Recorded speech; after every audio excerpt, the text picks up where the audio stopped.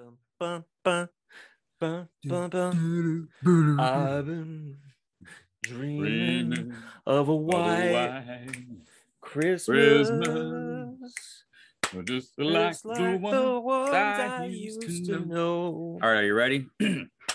Oh, I'm dreaming of a white Christmas with every Christmas card I write. It actually does sound just like that woman. I was imitating Frankie Valli, but is there really a woman in that song? It's a man, baby. That's a woman. Is it? No, that the badoo. But that's I'm trying to think of the song. Woman. It's an elderly lady. That's what I always pictured in my mind. Maybe it is a man. The Drifters. Yeah, they're all guys. Why is that's sad.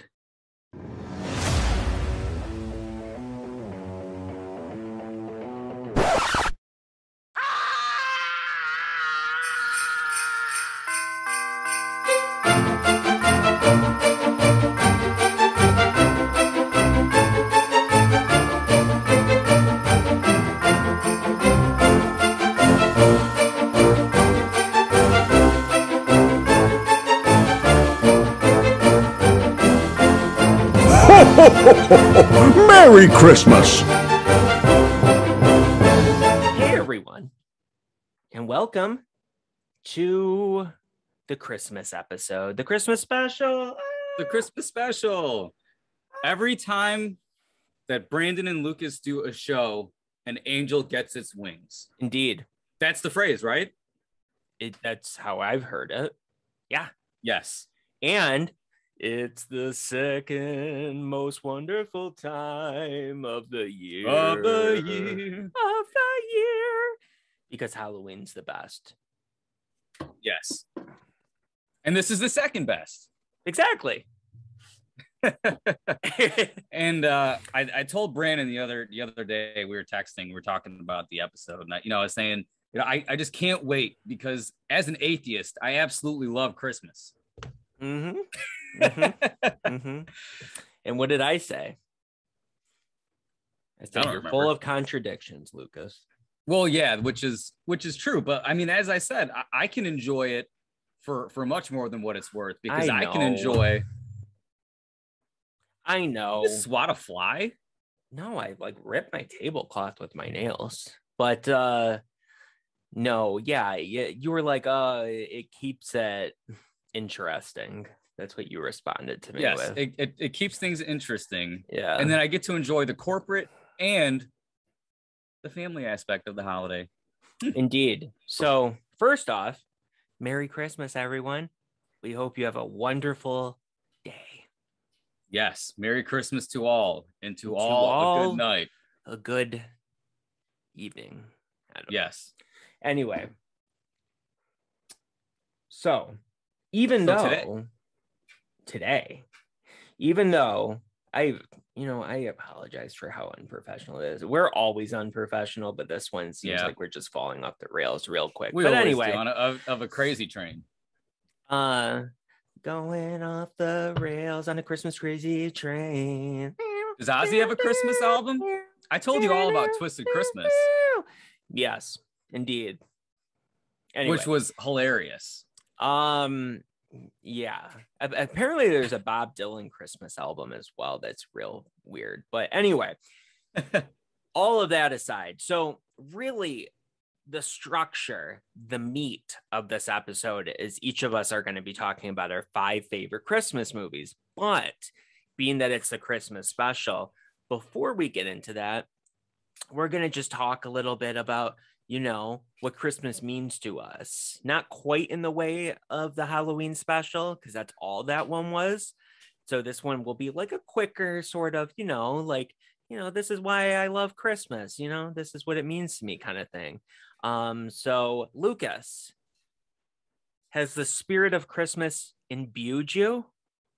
Yeah, it always had from a young age, went away for a little while, and it seems to be creeping back into my life. Snowman sip.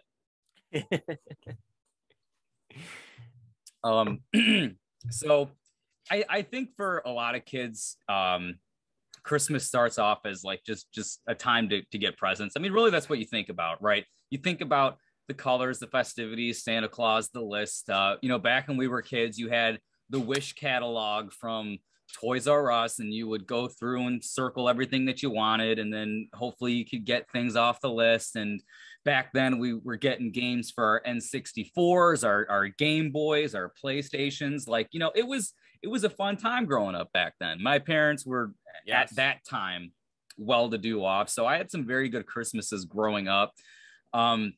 I also come from, as I always mentioned a million times, like I do every story, large extended Italian family.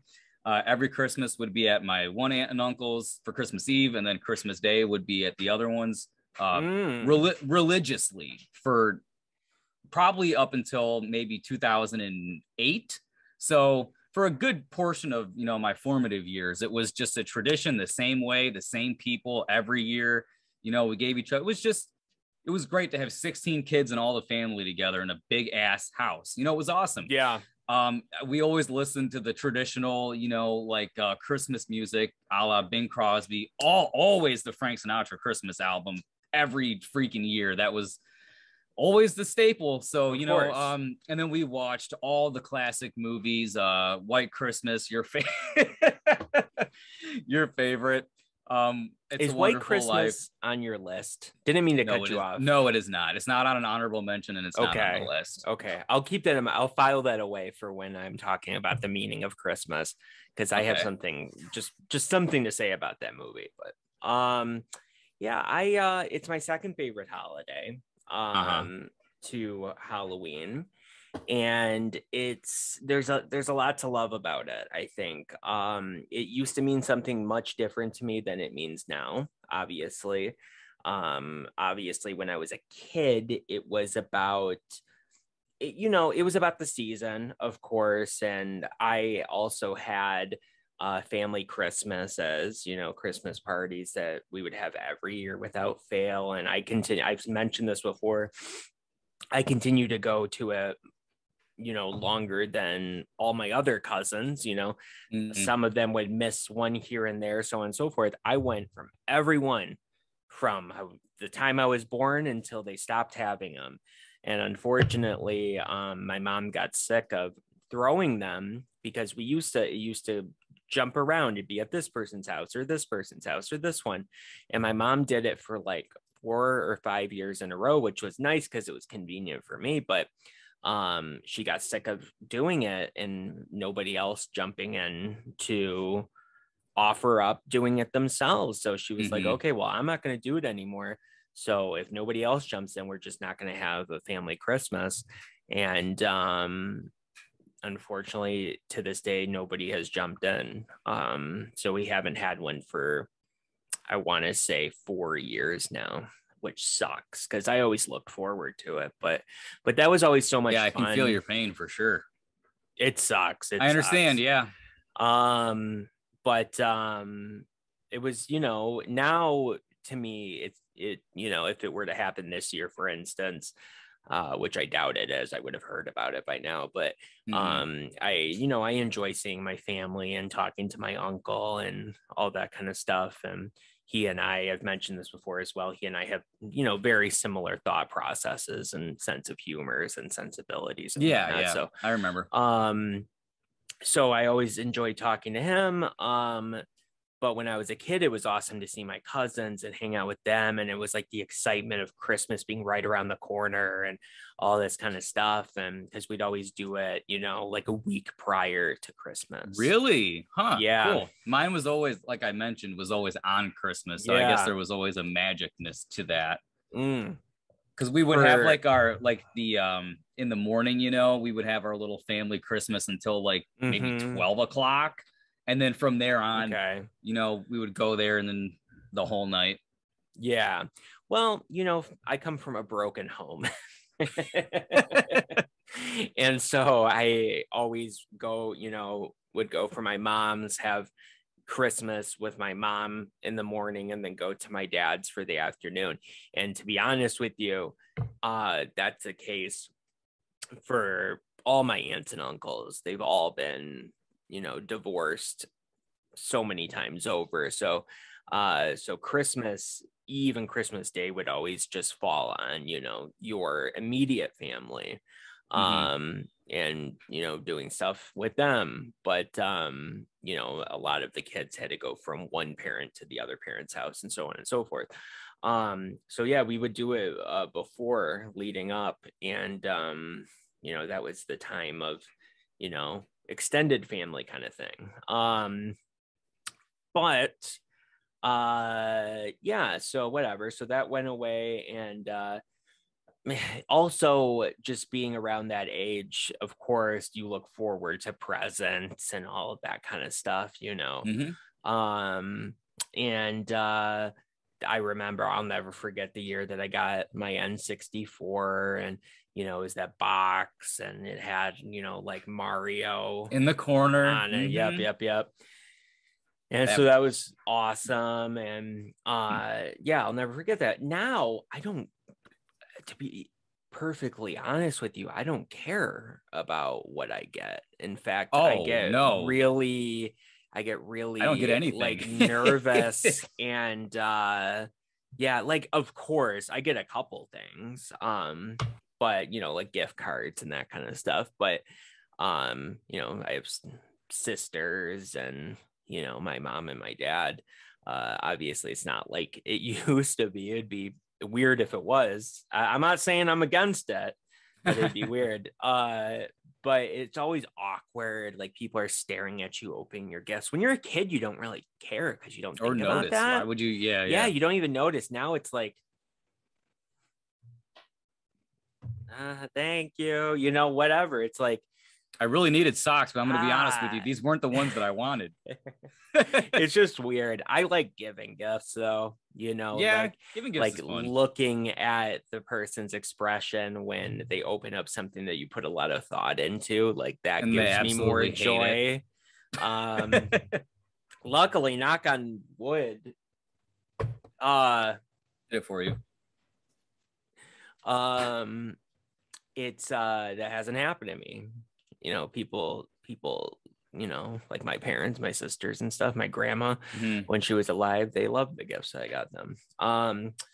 But I lost my train of thought there for a second. It's just that time of year where people in general are nicer, and you kind of feel that in the air, Yes.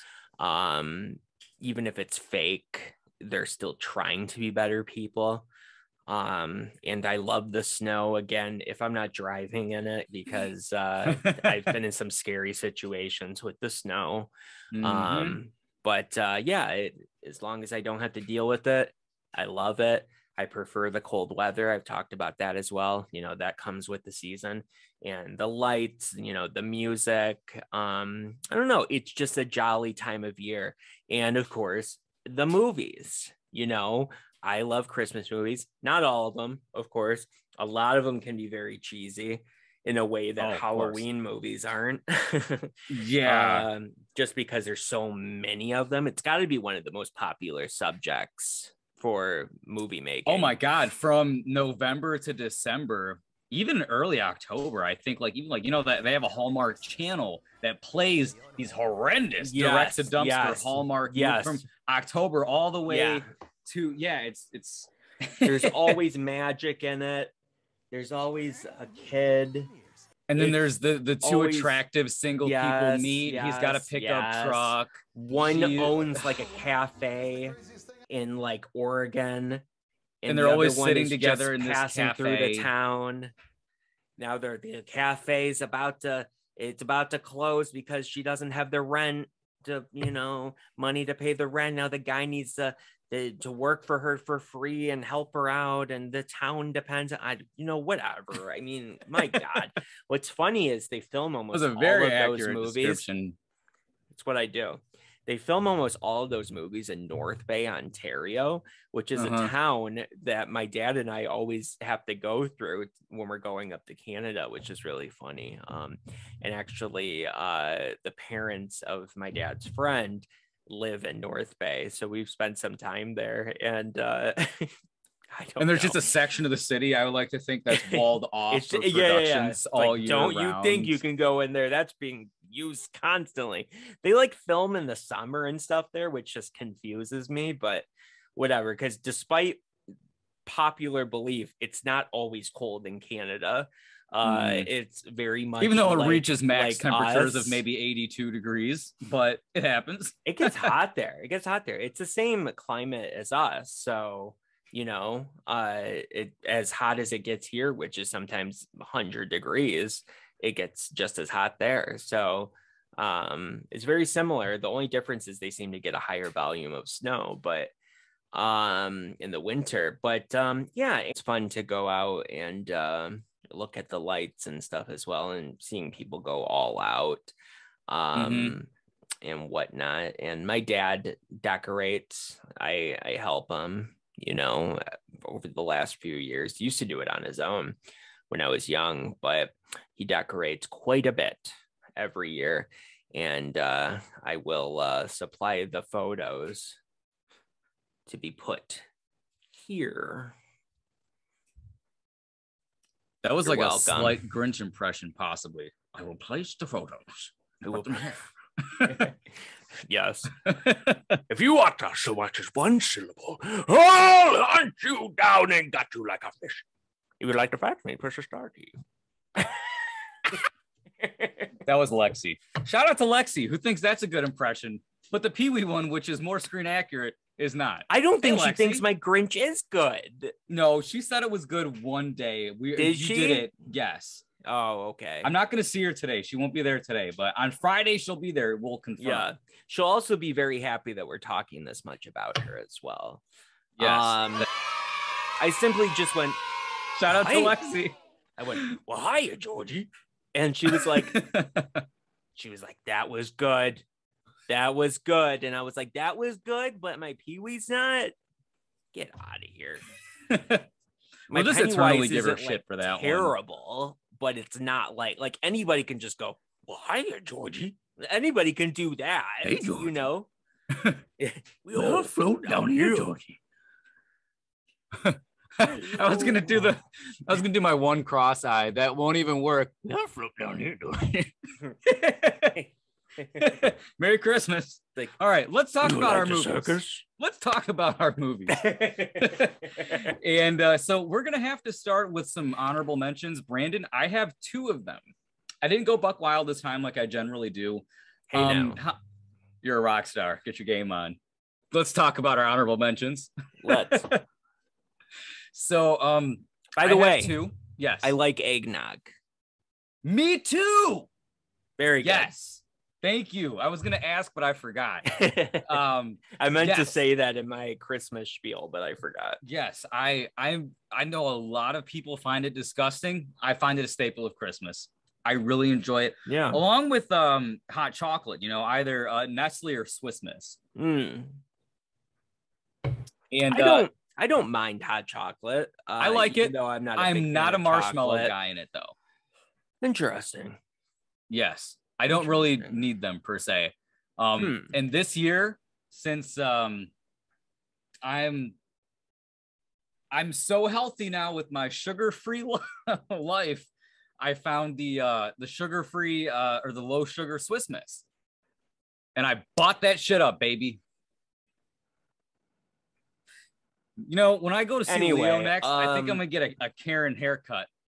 He'll leave it longer in the front for me. Shout out to Leo. Great job, Leo. You've been killing it lately. It'll look like what's her name from the John and Kate +8.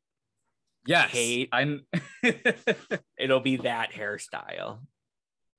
Yeah. I mean, I guess that's what my Lucas right spirit there. my spirit animal must be at this point. I will as I get older. go as far as breaking out my very mediocre Photoshop skills, and I'll give you this. You're I welcome. can't wait to see. You're welcome. So, how many honorable mentions do you have, Brandon? Just one. Just one. So I have 2. I guess I'll start with 2 of them, and I feel this is one conflict that I've had, an internal struggle that I've had with this show that I've never really talked about with you or talked about, I guess never on the show, because I haven't talked about it with you ever, is that sometimes I feel compelled to put things that, not that I know that is going to gain your approval, but sometimes I don't like putting things that I know you cherish lower on the list, because then you're going to be like, what credibility does this douche nozzle have? But just because I like something doesn't mean that it's like legit good. You know what I mean? If you think something I like is not good, you can say it's it. not good. It just has a different spot on my list. And I tend, my lists tend to be like 2021. They're pretty fluid with what you can be. Okay. A list is more or less not a definitive tier. So again, maybe the last three I would say in this list actually might be in order, but the top ones are pretty interchangeable. Okay. So I'm going to start with one of them, and I'm not going to harp too much on this one because you are going to take the reins on this one. And I've noticed with our lists that if you or I have it higher on, we tend to not talk too much about it. So I'm just going to mention it, say a few things about it, and then I'll move on. And that is Home Alone, the original. Good. And I guess the reason why it's not higher on my list is because I've actually only seen it maybe like 4 times in my life in its entirety. Okay, now I'm pissed. And I didn't really think about how much I did enjoy this movie until you mentioned the score of the movie when we were doing Harry Potter and I was editing it. And I said, are they really that similar? I go listen to the Home Alone theme and I'm like, Jesus, it's right out of the same guy's mind. If it wasn't who would have known? Williams, it would be borderline criminal. So I heard it and I just started watching clips from it. I'm like, you know what? This is a damn funny movie. I didn't watch it in its entirety, but memories were coming back to me because the first time I saw it was at my old house. I might have been like 7 or 8 years old. And it's always the cologne thing that has stuck out to me. My buddy had it on VHS and we watched it. And then I'd seen it on TV. I'd seen it on, Comcast free movie on demand. I don't even know if they still have that anymore. I don't even know if Comcast exists like it used to. I haven't had cable in years. And then I've seen it here and there, but it's a good movie. I really enjoy it. And maybe if I had it on 4K, give me a year, it'll go higher up on the list. So I'll just mention it as it is there. And then the next one I'm going to say is a Rankin and Bass. You might think it would be higher on the list, but there's another one that'll take its place. And that is just classic Rudolph. Okay. When I really enjoyed Christmas the most, believe it or not, was during like the 2008 2007 like recession, when things started to kind of hit the fan. Right before that, the family didn't have too much money. The extended family started to split apart, and that year in school we watched Rudolph for a class, and the focus on the movie, it was like middle school, late middle school, early high school, but the focus of the movie was, think about it in terms of a bullying lens. I never really thought about Rudolph like that. And then it just kind of made an impression on me. And I really enjoyed the movie from a different angle, And again, that's when I was getting into horror movies as a whole. And I appreciated the stop motion at that point because I thought I was a huge, film snob at the time. So really enjoy that one. So I'm going to say those two are my honorable mentions. Awesome. All right. Sounds good. Well, my honorable mention is National Lampoon's Vacation. Okay. Christmas Vacation. Yeah, that's to be. I think it wouldn't make sense for me to put Vacation on here, but yes, Christmas Vacation. It's a movie that I saw later on in my childhood, still in my childhood.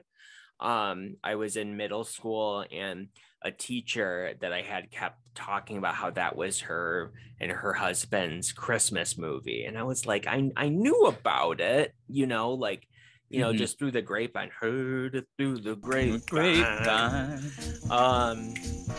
But I didn't. Forever would you be mine?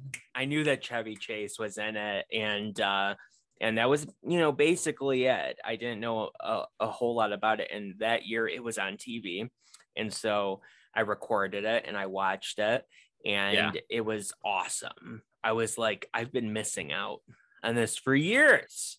It was really funny, and it's charming, and it's Christmassy, and it's kind of dirty, and it just, I don't know. It's just, it started off with that really kind of cool but weird animation. Like, it starts off with an animation for the opening credits, and I was like, did I record the right thing? And it was like, oh, I did. And it introduced me to the character of Clark Griswold, and that, you know, made me want to check out the other movies, and I did. And yeah, it's just it's a fun, funny, charming movie that also has a really good message in it as well. You know, to, you know, not look at the material side so much of Christmas, you know, focus on the family. And just good movie, you know. It's not quite up there to get in my top 5, but you know, I liked. So number 5, Lucas. Oh, but one quick shout out. When you said, you know, dirtier, you know, funny Christmas movie, shout out to Bad Santa, Billy Bob Thornton. That movie is hilarious. Had to throw that in there real quick. Alcoholic guy being a mall Santa. So hilarious. What a concept, guys. That is funny. So I throw that in there. So we're gonna go to number 5. I guess let me pull up my list here. My iPhone is updating to number updated. 5. No, number 5. Number 5. Number 5. This is going to be number 5. Pee-wee. Thanks, cocky. I'm gonna go with It's a Wonderful Life. No problem, Pee-wee. Said a secret word.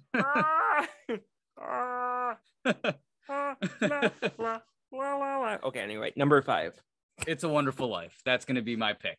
As we Okay. talked about it yesterday, but I didn't throw it into the list because I didn't want you to know where it stood. But for a Christmas movie, for being as old as it is, kind of a really gruesome start to the movie about our character George, who we're following, who has decided that life just isn't worth living anymore, and he wants to end it.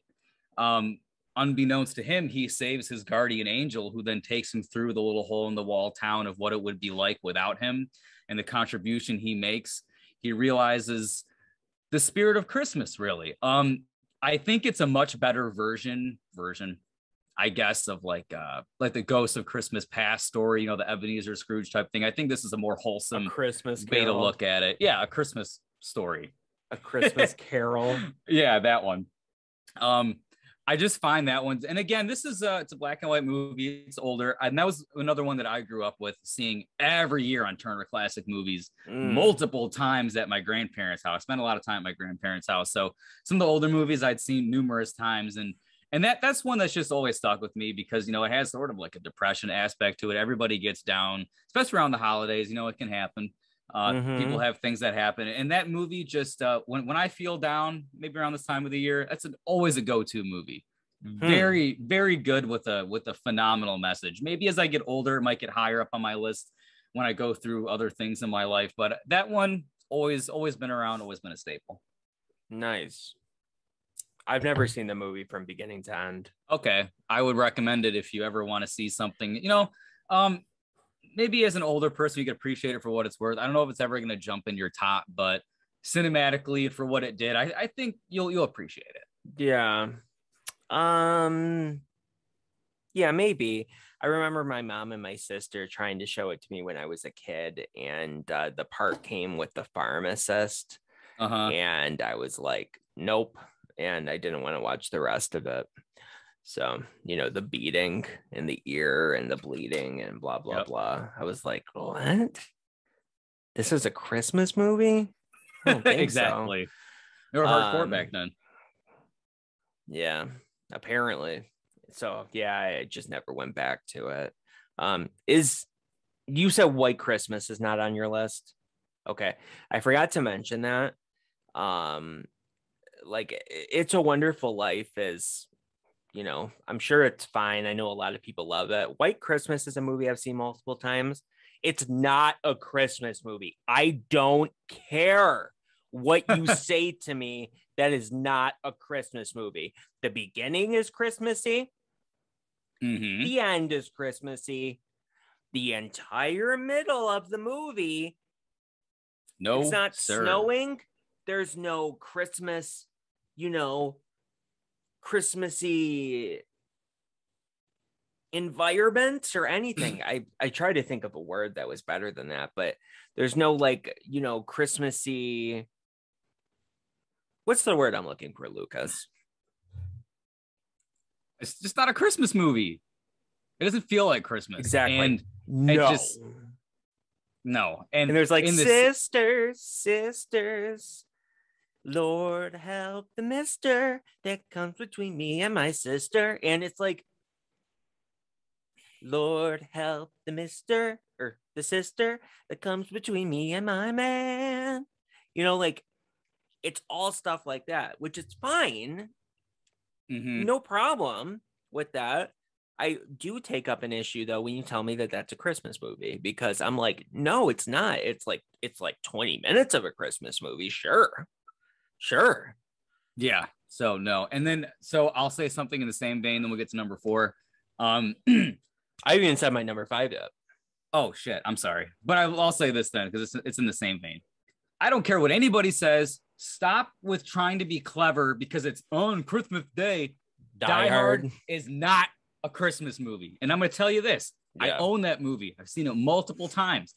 I love that movie. Yeah. Not a Christmas movie. No. I don't care. No. Brandon, tell us your number 5. Yes, indeed. Number 5. This one might surprise you. Number 5. This one might surprise you a little bit because it's a more recent movie. But Netflix's The Christmas Chronicles. I've never even heard of this. That's disgusting. Stars Kurt Russell as Santa. So it's a comedy? Yeah. The second one was okay too. That one was directed by Chris Columbus. The first one wasn't. But I don't know. It's a movie that took a little bit to grow on me because I remember when I first saw it, it came out in 2018. When I first saw it, I was like, it's okay. It's a little cheesy though. But I went back to it and, I watched it with my niece and nephew a couple years ago. And ever since then, I was like I fell in love with it. It was like their reaction to it. And then I was like, okay. And then I was completely on board with it. Even the little cheesy things that were in it, I was fine with. Kurt Russell was great as Santa. It's a great story. It deals with loss and, recovering from that loss. And it's also it's just fun and it's an adventure. And basically they're stuck in Chicago and this boy and his sister need to basically help Santa get back to the North Pole, basically, but they're stuck in Chicago. His sleigh has busted down, it crashed, and they have to find his sack, and which is it sounds so crazy, but the sack is like a portal back to the North Pole, but they're aware of how crazy it is though, so it's that it's fine because of that. And it's just I don't know, it's the kid is kind of a douchebag. He's stealing cars and stuff, and he doesn't want to spend time with his sister anymore, and his sister still believes in Santa, and they decide to bond one night on Christmas Eve to wait for Santa to come. He's not buying it at all, but he wants to spend time with her because he feels bad about the fact that they're drifting apart. And Santa ends up coming, and they catch him on camera, his hand. And so they run out of the house, and he's still going from house to house, and they sneak into his sleigh.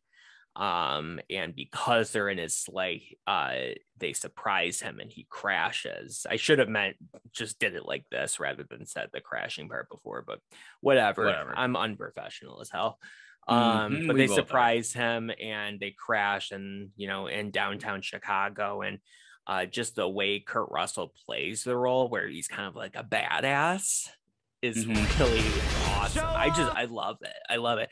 Honestly, the second one I enjoyed because of him in it still, playing Santa.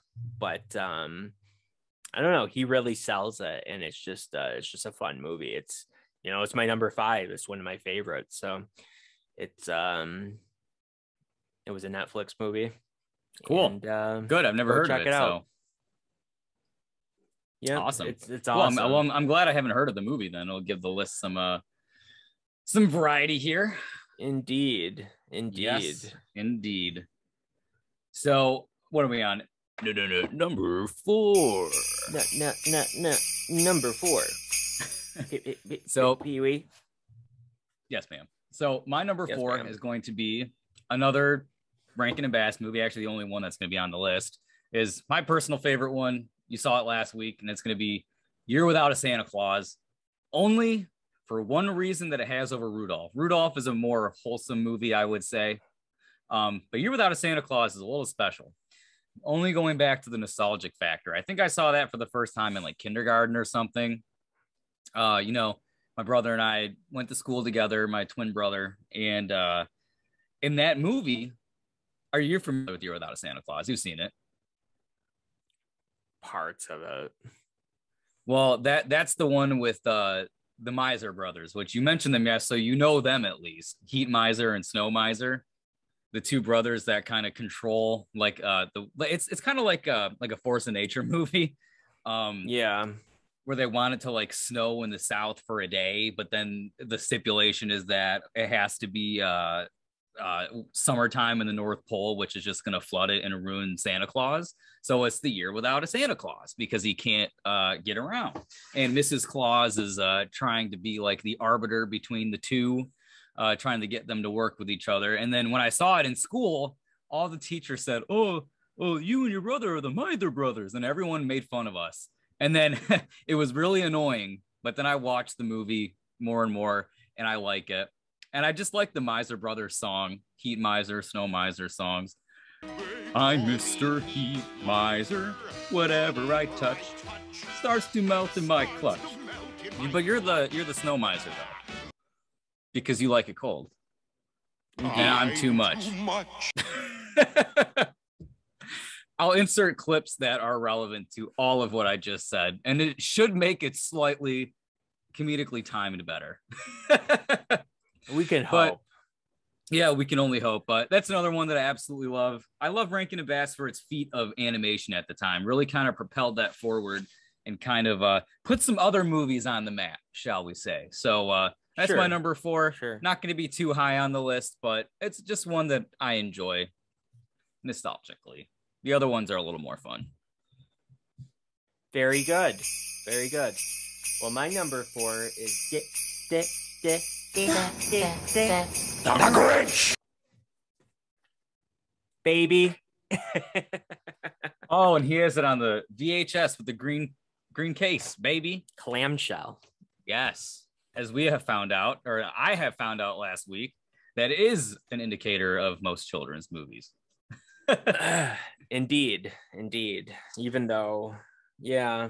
I mean, it's a kid's movie. Yes, but I don't know. It's not too kiddie. No, sir.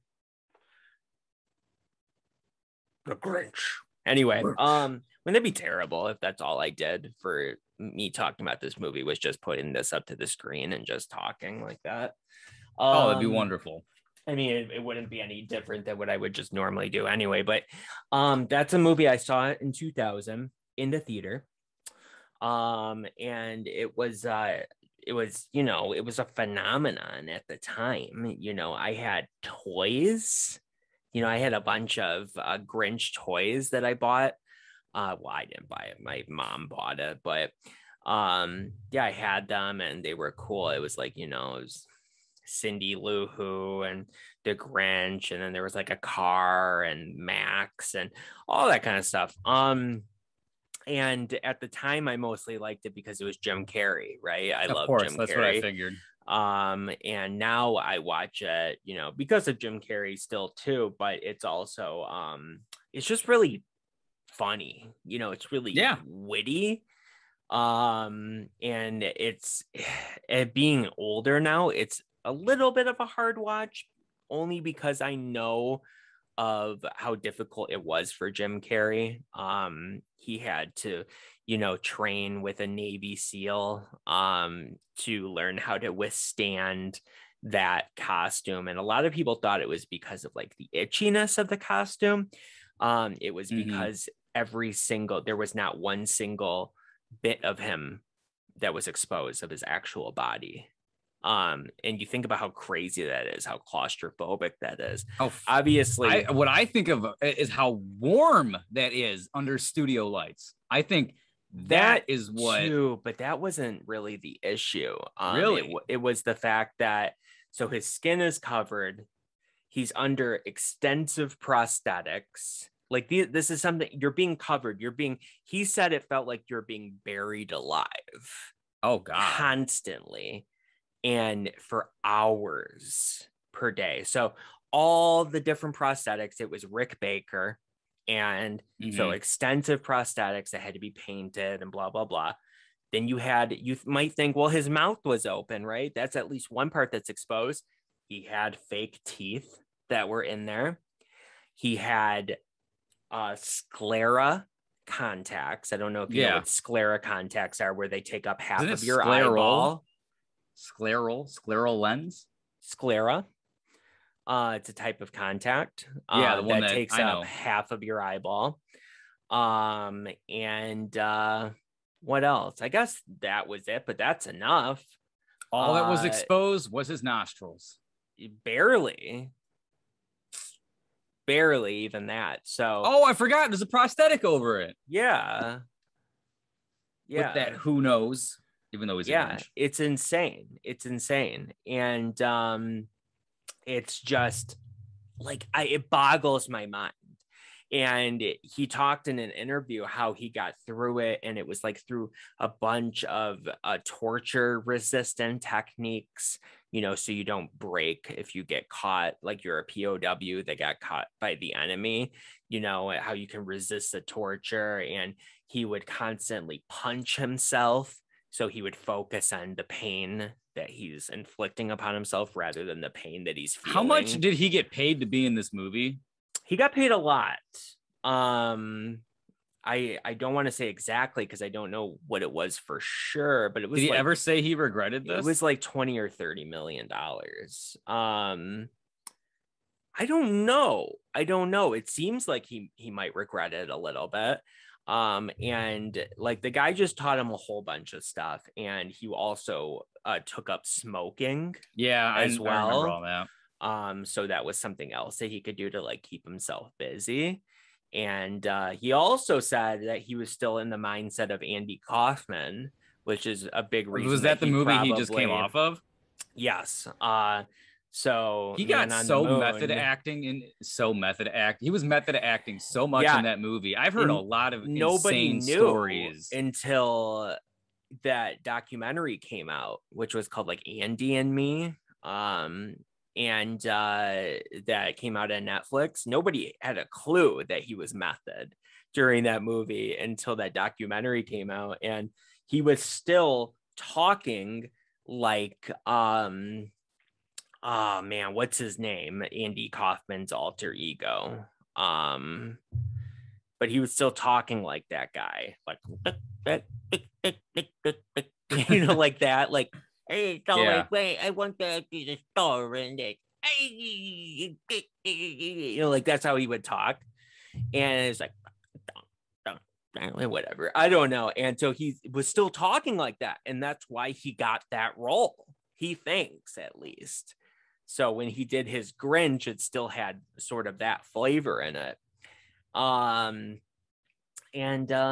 guess it was just a complete nightmare, but he's great in it. And he definitely was able to channel that energy to be, you know, funnier, scarier, whatever he needed to be in the scene. And just a fun movie. It's a very Christmassy movie because it's all on a set. There's not a single bit of real outside shots in that movie. It's all on a soundstage, you know. In all fairness, the soundstage was outside, but it was on the back lot of Universal, and it's just, you know, Whoville looks awesome, and it's a whole aesthetic. It's a whole aesthetic that you know, it's that Christmas aesthetic that White Christmas is missing. You're not a Christmas movie, and I'm sick of it. Okay, anyway. The Grinch is good, though. Yes, it is. It's one of the few movies, I'll say this, it's one of the few movies that was technically a remake or a reimagining or an adaptation. I'll go with that adaptation of the book, but also, you know, inspired probably by the cartoon as well. That made it better. It improved upon everything. And yes, I love Benedict Cumberbatch, but I was not a fan of that movie. I didn't even watch it because I didn't want to watch something that I knew I was just going to rag on and judge the entire time.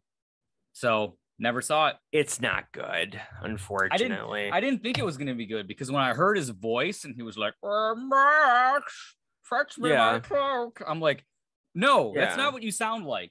I think that's fine, but I'm also going to say this as a whole. I just have a real reservation against Illumination Studios because I know that their philosophy is make a movie as cheaply as possible, as fast as possible, with the most appeal. They've said this before. It's not unknown. And I don't like that philosophy. Okay. And now that they're in charge of the Mario movie, I don't know how I feel about them. I have no respect for Despicable Me. I hate the Minions as a whole. And last tangent for this is that if you go on Facebook and you post a picture of a sad Minion and say depression hurts, I hate you. You're not depressed. You're upset because you're comparing your life to something you saw on the internet. Minions, stop. Stop with the conflation between the two. They don't exist. Number 3. So I think my number 3 is going to be very different than Brandon's. Probably. Brandon's number 4. I'm just kidding. It's the same movie. I picked the live action Jim Carrey Grinch as Brandon looks so confused and befuddled. Yes. What is going on? I got caught up in a Google news story. Number 3, The Grinch, starring Jim Carrey. I don't know what else I can add that I haven't already said previously since the episode has started. Is there anything else I can add? No. Damn fine. This movie? Yeah. And you don't have the green one. You don't have the green case. Yes, the green Blu-ray came out before this one, and this one is it is remastered. It looks better than the other one, but I didn't have a 4K TV when I bought this, so it is on 4K, but I don't have it yet. But Indeed. This is that version, so it does look a lot better than the older one. I have the Steelbook. Okay, good. But yeah, this is the one that I have, and you would think that a nostalgic horror like me would pick the original movie and I would just berate everybody for not. But no, I absolutely adore this movie for like everything that it's worth. So we'll go with that one. Indeed. I don't have anything else to add. Indeed. Oh, Max. Fetch me my cloak. Fetch me my cloak. You're the Grinch. You know, I think I'll just say one of my favorite parts of the movie. It's subtle, but it's effective. Jury duty, blackmail, eviction notice, pink slip. Yeah. Yeah, I love it. It's so good. It's so good. No, when you go, hey kids, take this bean, make sure to run real fast with it. He gives him that saw.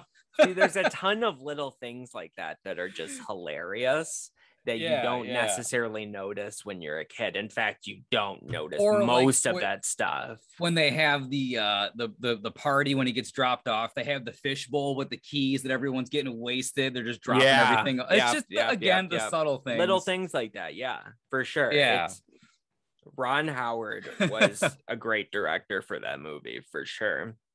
I don't know if just anybody could have pulled it off, but he certainly did. It's fun. Oh, and I didn't know that Anthony Hopkins narrated that movie.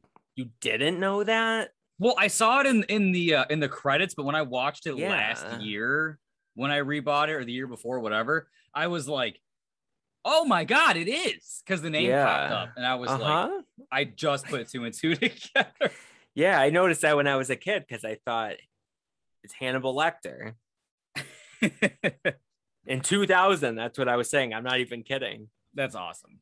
Yeah, because I knew that like Silence of the Lambs had come out, and that was a movie I was not allowed to see, and so that was a whole thing. So yeah, he has a very distinct voice though. And fun fact for everybody, the costume was made out of dyed green yak hair. Oh God. The more you know. The reason that I was looking at my phone even to begin with was because there was I was looking up something, and now I can't remember what it was, and I guess it wasn't that big of a deal, but it started with the whole Benedict Cumberbatch Grinch, but whatever, doesn't matter. I guess I'm trying to keep myself on the straight and narrow here. I will keep you there as well. Number three.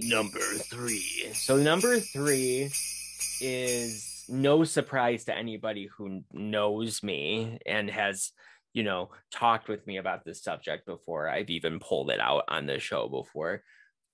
Hey, now. And that is the Santa Claus. Mm-hmm. So this is my original VHS copy of this. It looks like the card from the movie. It even has the text around it. I feel like Lucas right now. It even has the text around it that the card has in the movie. Like, does it really? Yeah. So it's that all around it. Putting on this suit and entering the sleigh, and wearer waves any and all right, blah blah blah. The scene for the movie. Yeah. And it goes around it like it's the card, which is really cool. Like, they did some fun things with VHSs back in the day that they didn't do with anything else these days. Blu-ray, 4K, doesn't matter. And then it's some very interesting choices for pictures they put on the back, because this is such a quick moment in the movie. Blink it and you miss it. This is a relatively quick moment, but longer. I love that part of the movie. Great. It's great.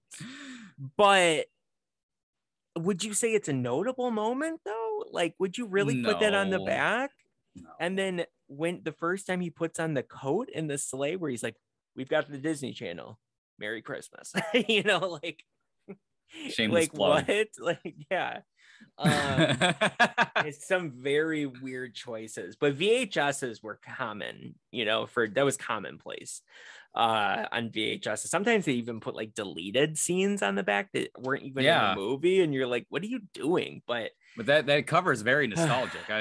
I remember seeing that. That was one I didn't see on TV. I did see it on VHS at my aunt's house, and I remember thinking, oh my God, that's the kid in Dunstan Checks In.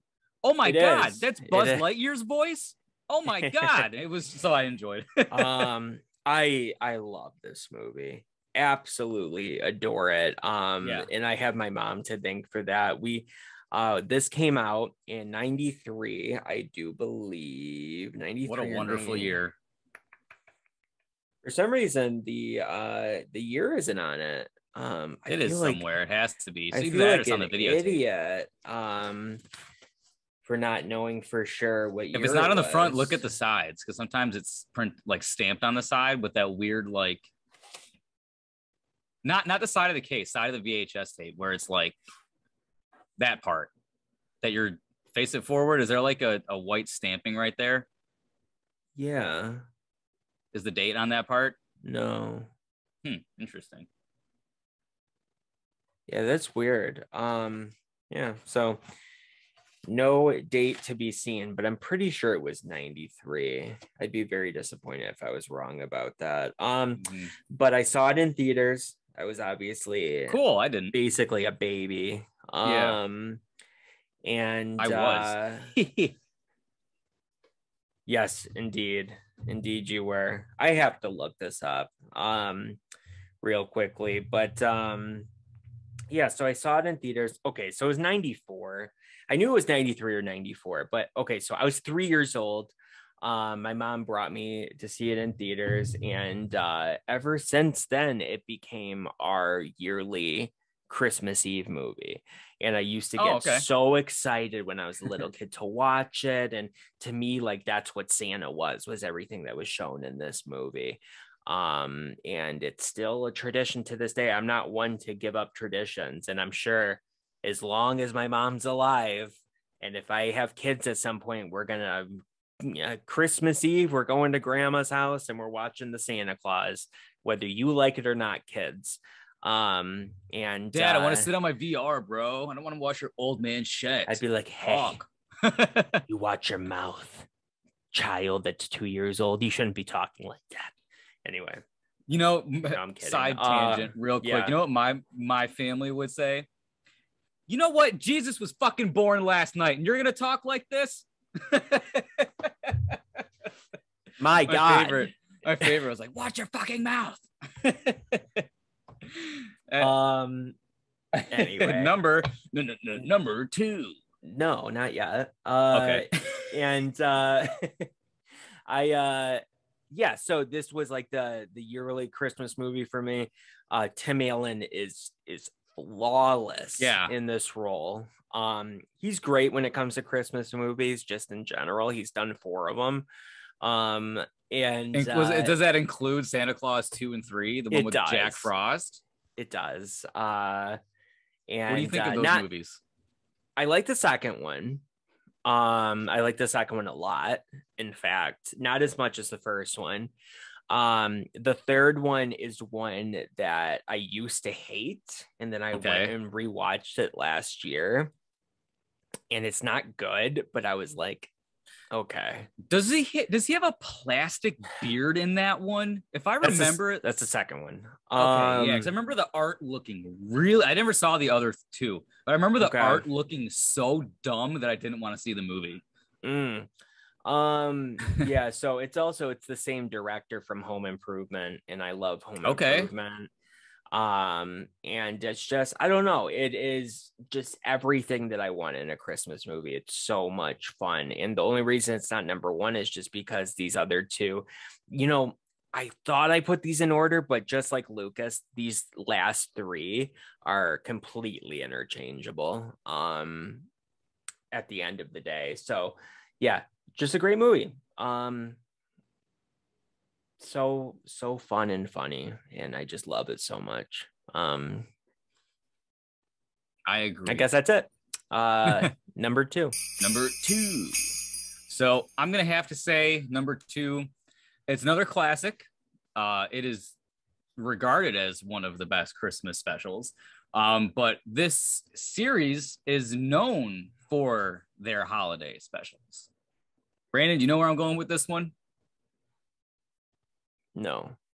Christmas time is here. Christmas time. The Peanuts Christmas special. Oh. A Charlie Brown Christmas. Oh. Insert droopy hanging tree with one bulb. Yeah. Where Charlie Brown teaches everyone the spirit of Christmas. That was another one. Yes. Having seen it isn't Merry Christmas Charlie Brown or something like that? I always called it the Peanuts Christmas special, being an old man. Let's see what the official title is. So it's called a Charlie Brown Christmas. Okay. So again, it's another one that it's been around for so long that I never remember a time not having seen it. It's always been there growing up with. And I just liked Charlie Brown from a young age, regardless. I might have mentioned it in the Halloween special. If I didn't, I would be remiss and upset. But the animated Charlie Brown and Lucy that were about this big. You press their hand. Lucy was a witch. Charlie Brown was a vampire. And then you press his hand, and they just kind of bobbed his head, and then it did the Peanuts theme. And that toy was like one of my favorite. It wasn't even a toy. It was just a decorative Halloween piece. And that was one of my favorite toys growing up. So I've always loved Charlie Brown, always liked the cartoons. So of course you're gonna like the Christmas special. Love Christmas. You got to put them together. One year when we were actually like toward the recession, when we were pretty damn poor as a family, I shit you not, we had like a legit Charlie Brown tree that was like this fucking big. And yeah, and that well, was like that's an actual kind house. of tree now. You can buy it. Yeah, I know. Oh, the Charlie Brown tree. It's like a piece of crap. And actually, I think, you know what? I'm buying it this year. That's my present to myself. Wish I had it for the episode. But as you know, we film these videos 4 years in advance, so I don't have it right now. I don't know what you're talking about. It's the 24th of December. Oh, yeah, that Christmas magic. So, Charlie Brown. I feel like I am, just on a side note, I feel like I am a real life Charlie Brown because everything in my life is just unlucky as shit. Everything. So I've always related to Charlie Brown. Love the Peanut special. Don't know if I can add too much. Peanut special. My dog is going crazy. Did you hear him? Yeah. Can you hear him? Weird. I like how somebody. We looked up the actual title of the movie and you're still calling it the Peanut special. I'm just, just like your dad or your grandpa who's just always going to call something, by the wrong name. Like any handheld video game or any video game is just a Game Boy or a Nintendo. It's all a Game Boy. It's all just a game. Any trading card game is Pokemon. I remember getting like so angry. Remember they were banned from schools for a while. Like the teachers wouldn't let us bring them in because it was just such a distraction. No. Oh, at my Catholic school, they banned them. And they said, if you have a Pokemon card, you're getting a detention. You know, that Midwest voice, the Pokemon card, you're getting a detention. What did you go to school in Fargo, North Dakota? It was just yeah, the Pokemon card. No, that one's a little Canadian. No, that's Minnesotan. You're right. I'm not going to go that far and get that one, but. Don't you know the Pokemon? Yeah. Anyway. Yeah. So I'm just going to go right to it, Brandon. You're number 2. Dos. 1, 2, 3, 4, 5, 6. 1, 2, 3, 4. You know what's kind of hard pressed to get Brandon to say is number 2 today? What is it, number 2, Brandon? What is it? 1, 2, 3, 4. Saves. I don't know. Whatever. Obvious. I swear. Thanks, Mr. Snowman. Did my ears get like bigger overnight or something? Because these things are about to pop out constantly. I've never had tomorrow, Brandon. No, by the end of the week, you're gonna like shrink in size. Your ear, you'll be an elf. I hope so. Yes. Okay. So my number 2 is, ironically, it's almost as if we planned this, and I assure you we didn't. Okay. Because we're not that professional. But what did you say I'm gonna become? An elf. You know it.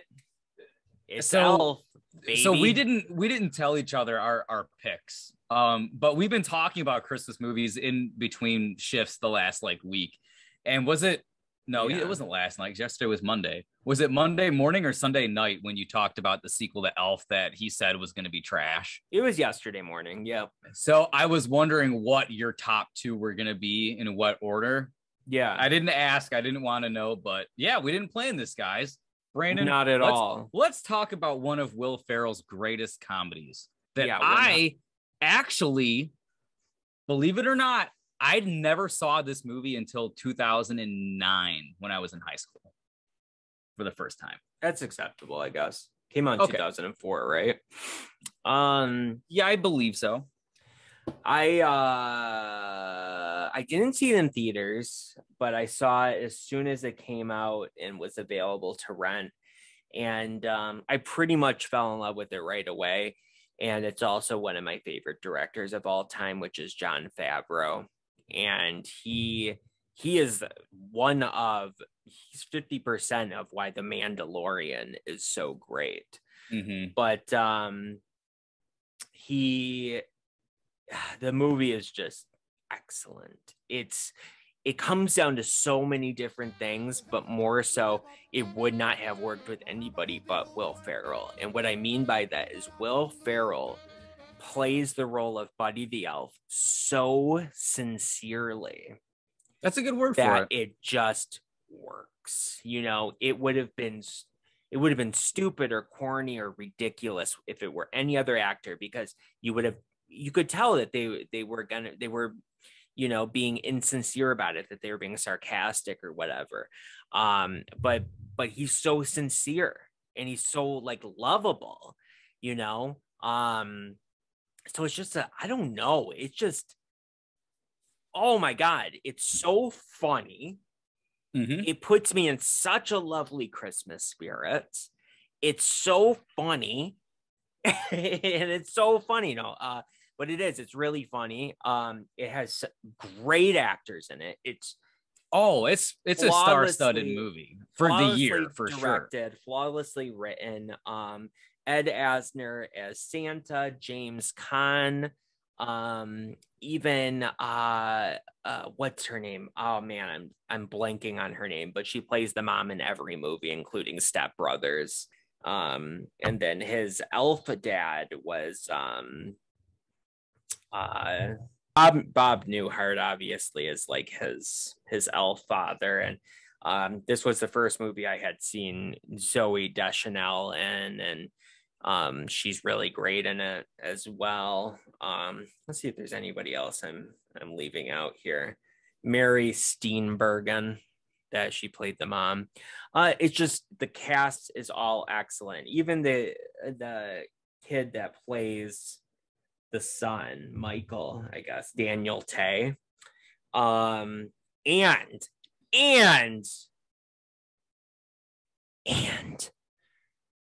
this is the first movie I had ever seen the great Peter Dinklage in. Okay. And he is I was waiting for your shout out. Oh, he's hilarious.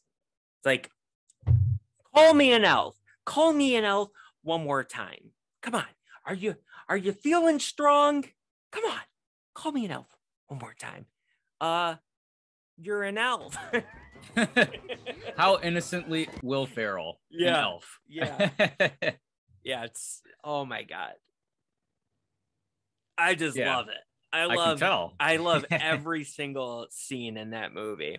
He's reading this book in his like dad's office. It says like Pygmalion, and it's like a pig on it. It's like this storybook about a pig, and he's like so into it, and you know, drinking coffee and like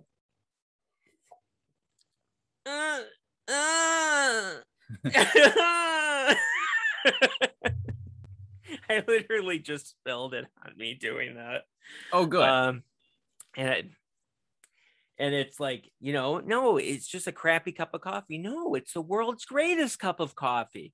I don't know. I could go on and on and on and on about it. So I'll spare all of you about it. Spare me the details if you don't mind.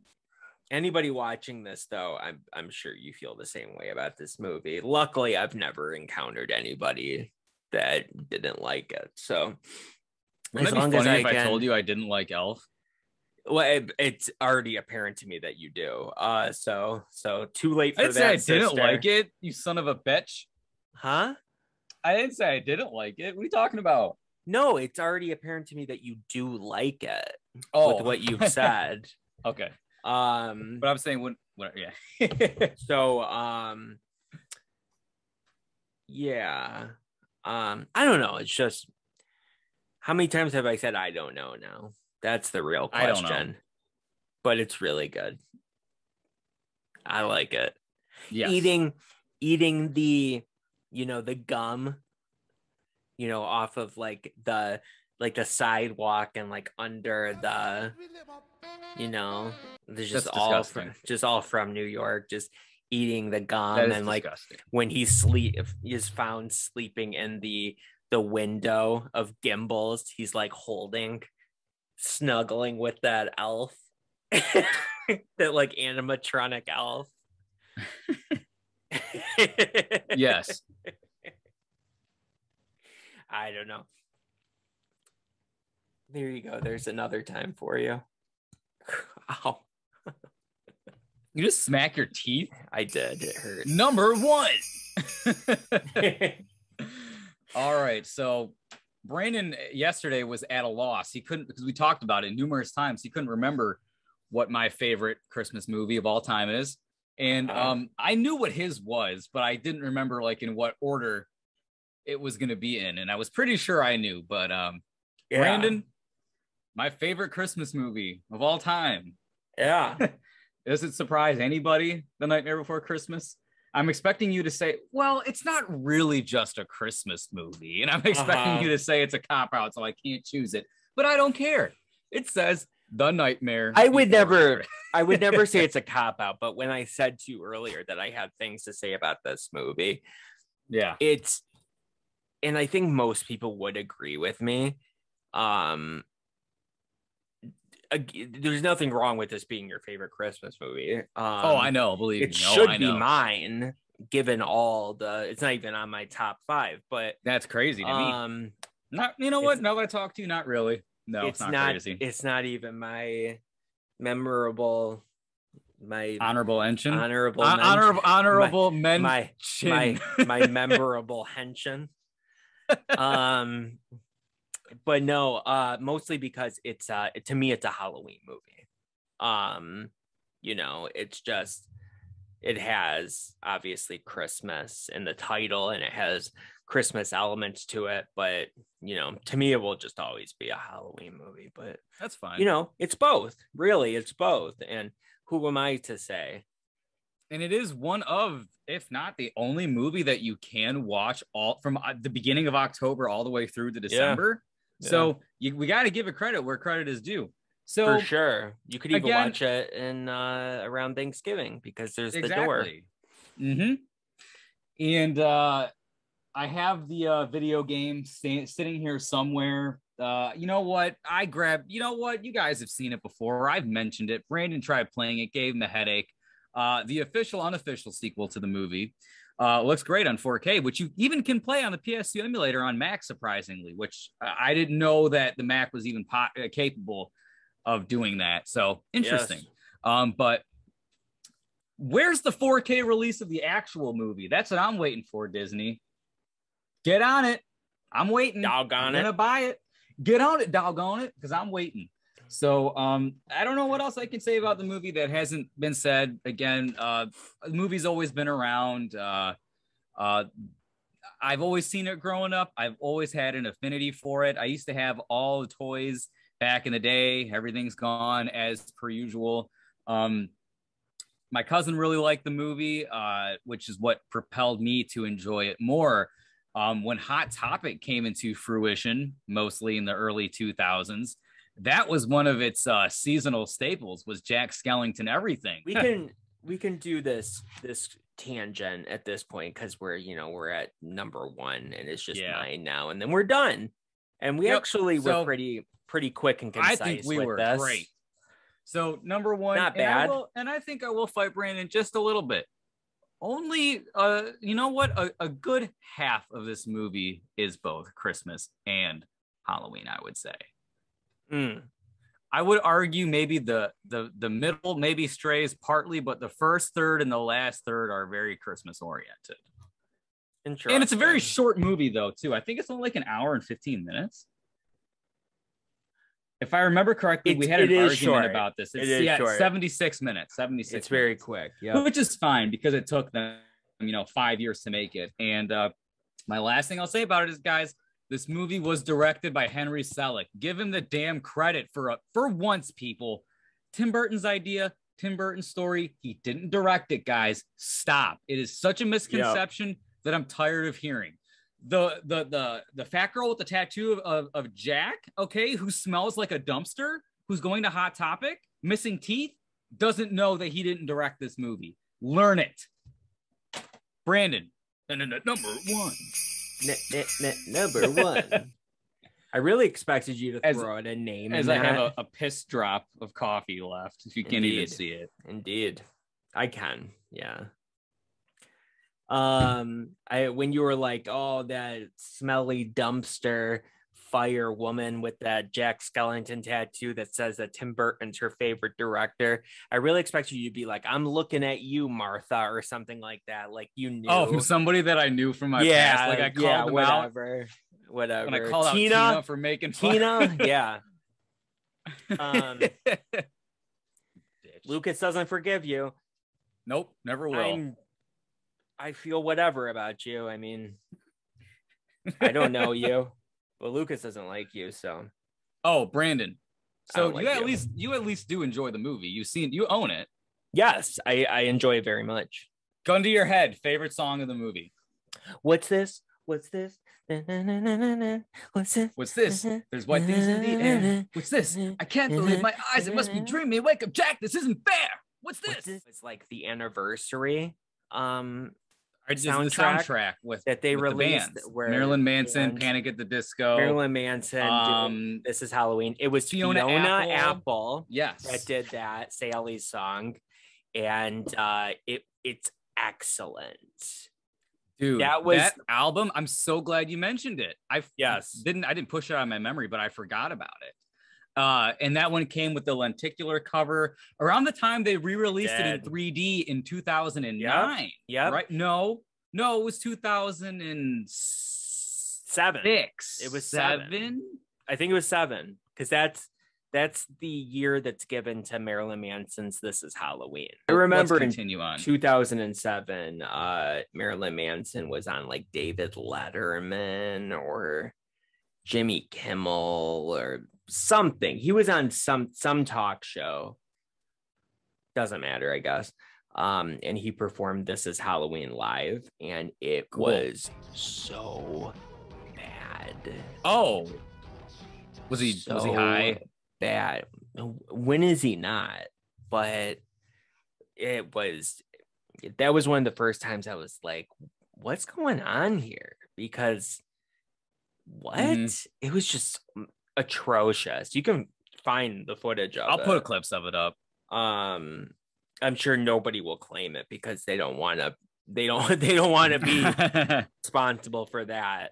And the song just came out. Usually bands, when they perform a new song that they just recorded, they recorded it, practiced it how many times? Yeah. And it's still fresh in their mind. So that's the best that it's ever going to be live. And it's trash. Even though it's true that this was the best it ever was live. But that's not saying much. It's the only time it was performed live. Yeah. I think that he's done it a couple times live at shows. I was being a sarcastic prick. But it's not. Oh man, no. Okay, so number one for me, it's no surprise. Really no surprise.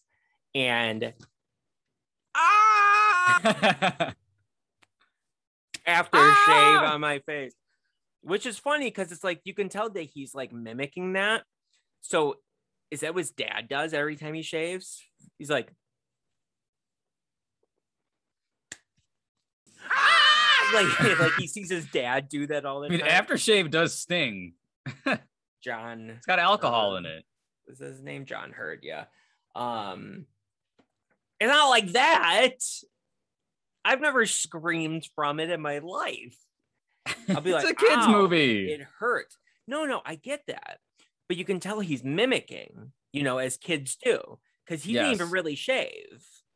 Yeah. I see your point. Okay. So it's like he's mimicking the actions of something he's seen. So who did that? His dad, I assume.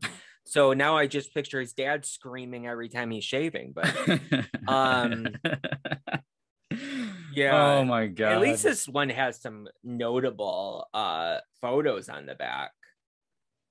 I like how Macaulay Culkin's memeing back there. What's up with that, but I wasn't trying to rub Macaulay Culkin, but Yes, you were. there's like something on his shirt or something. But there's some decent pictures here. You got the paint can, Harry and Marv, of course, the blowtorch scene, and then what we were just talking about. But yeah, I guess, cancel Macaulay Culkin. That's cancel culture. That's a white supremacy signal there that he's doing.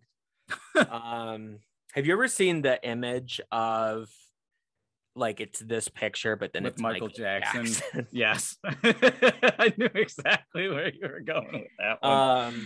That was an early 2000s Photoshop job that everyone on the internet saw back in the day. It was funny, but so got the movie several times over. Of course. Wearing the shirt. It's your house. Defend it. Defend it. McAllister Home Protection. I'm glad that we both had our number one shirts. I bought this Lincoln Boulevard just so that way I could have something to wear for this episode. I'm happy and I'm that glad you I did. Yes, thank you. Macaulay Culkin. Wonderful. All right. Anyway, don't get scared. So this movie is, like, you guys know how I feel about Halloween.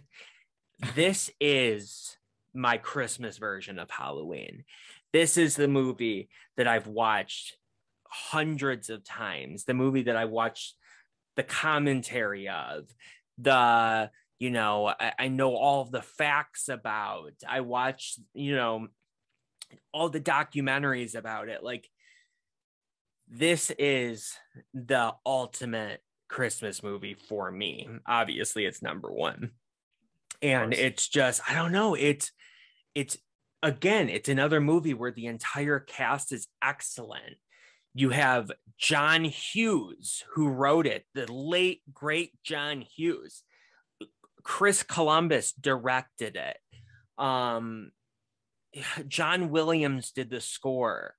It's just Joe Pesci, Daniel Stern, Macaulay Culkin. Macaulay Culkin was an excellent child actor. Like Joe Pesci said back in the day, it's like I forgot what he said exactly, but I think he said something like Mac is like a 50-year-old man in an 8-year-old's body. That's hilarious. And almost to the point where actually Joe Pesci was like threatened by him. Like, they didn't really get along on set because Joe Pesci was used to being the star of the movies. And what a little shithead. And Macaulay Culkin was the star. So there was like a bit of a rivalry. Joe Pesci's being kind of an asshole. You know what? That ain't good there, Brandon. Now, listen here, Marv. Okay, so Marv, I'm trying to think of something he says in the movie. Like, that's the one. Marv, that's the one. That's the house right there. That's the golden goose. Whatever. I don't know. Yeah. Like, so you guys going out of town this holiday season, huh? What are you, a wise guy? You think I'm funny? What, am I, a clown? Do I make you laugh? How the fuck am I fucking funny? Lexi's gonna watch this and be like, Brandon, that Joe Pesci impression? Trash. Oh. No, because it is trash in real life. Lexi. God damn it, Lexi. We've talked about you twice now, sister. If you don't listen, we're gonna kill you at work. You understand that, right? I sound like I hate Lexi. I'm calling her a bitch. I said I'm gonna kill her. Is that what you just said? I'm gonna kill that bitch, Lexi. That was my horrible joke. It was good. It was serviceable. I knew what you were doing.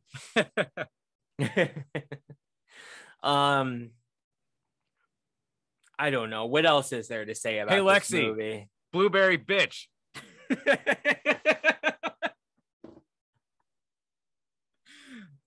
What? We have a very particular subscriber of our show.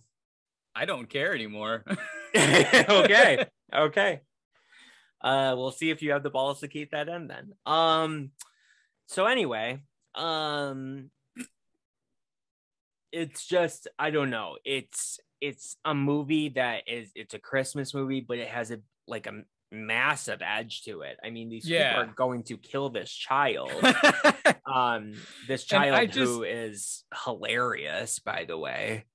You gotta love the uberly realistic premise of both Halloween. Home Alone. My point exactly. Home Alone 1 and 2. Oh my God, poor Kevin. Yes. It's hilarious. I'm just sad that Macaulay Culkin wasn't able to carry it on longer. You know, and I haven't watched the new one. I haven't had the heart to watch the new one, but I watched the trailer for the reboot. Yeah. Well, it's in the same universe, you know, so it's... Well, who's the main character? This little British kid. Who is he from the original? If it's in the same universe, then what? Well, how? I'll explain to you. So in the trailer, there is a moment where a police officer shows up and his name tag says McAllister. And so I was like, it's too easy for that to be Kevin. So I'm thinking it might be Buzz, but I'm like, no. But I'll never know probably because the movie got a terrible score, and I'm like, I don't even know if I have the heart to even look at this. Even the second one is definitely I don't even know what to say. The first one is really where the series is at for me. The second one is okay. Yeah. I have a very controversial statement to make when I tell you that I actually enjoyed the third one more than the second one. You know what, Brandon? You are just so chock full of surprises at this point that you know what? I'm not even shocked. Tell me why. I don't know. I just felt it was more in line with the first one. But in a different enough way, because the second one, even Chris Columbus admits to it in the commentary for this movie. He said that they basically just remade the same movie in New York. Yeah, they did. And now ever since he said that, I was like, that's really true. And there's not really that's what it took you to new. notice? Well, I always noticed that I didn't ever watch it. I always watched the first one, but I never watched the second one. Like I have watched it, but when I say never watched, I mean it was not a common thing for me to watch. And I wasn't really into it, and I'm still not into it. And ever since he said that, I was like, I guess that's the reason. I just felt like it was just a cheap rehash. The third one actually has some different concepts in it, you know? And the kid is still good. Alex D. Linz, I think his name is. And he, he's no Macaulay Culkin, but he is still really decent. And I don't know. That movie came out at the right time. It came out in like 97. And I was like, 6 years old, and, it was just the right time for that one to come out. So it just, it was just correct. And then the other movies are just, 4 or 5 and now 6. I don't know. I can't speak on those, but yeah, I saw the fourth one. It was awful, but yeah, that one is a Kevin McAllister one. They go back and they have Kevin McAllister and they have Marv back. Or is it Harry back? Is Macaulay Culkin in it? No. It was one of those terrible direct-to-video releases in 2000, like 2000s direct-to-video trash releases. No, it's some kid that doesn't even look like him. It's awful. So he's even a kid. Yes, he's a kid. Oh, see, I literally, bro. I don't know anything about Home Alone past 2. I've never seen any of them. You've never seen the third one?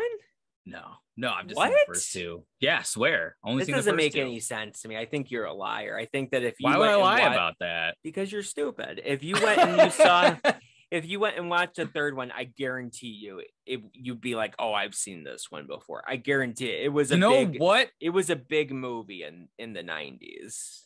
I've seen pieces of it on TV at Josh's house in like 2008, maybe earlier than that. I think that Maybe 2006. I think you're a liar. No, because it's the third one is the kid with the brown hair. That's not Macaulay Culkin, right?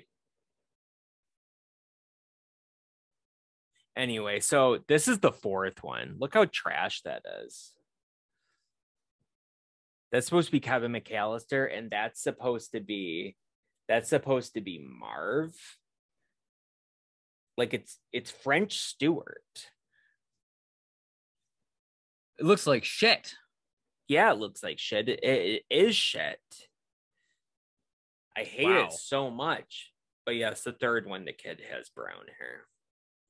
But doesn't he kind of looks like the kid from Santa Claus, the little actor kid, but definitely not. A little bit.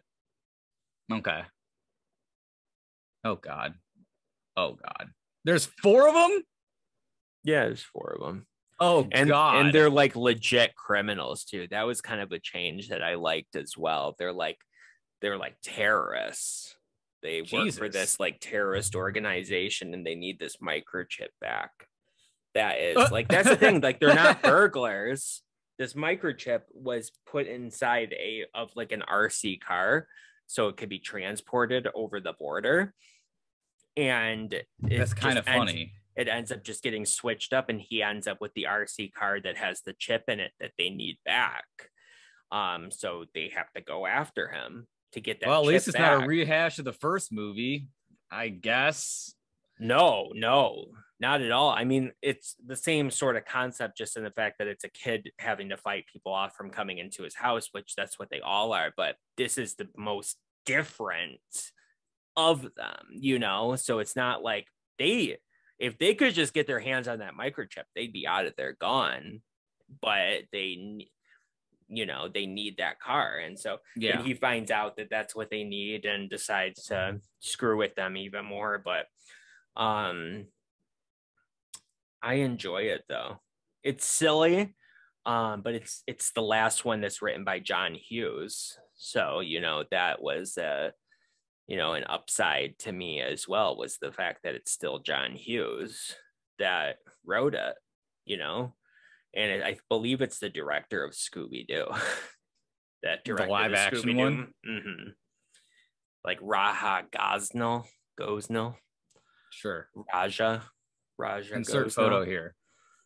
Yes, do that. All right, Mr. Brandon, are there any concluding thoughts on Home Alone and Christmas as a whole? It's just great. Honestly, I think that it's just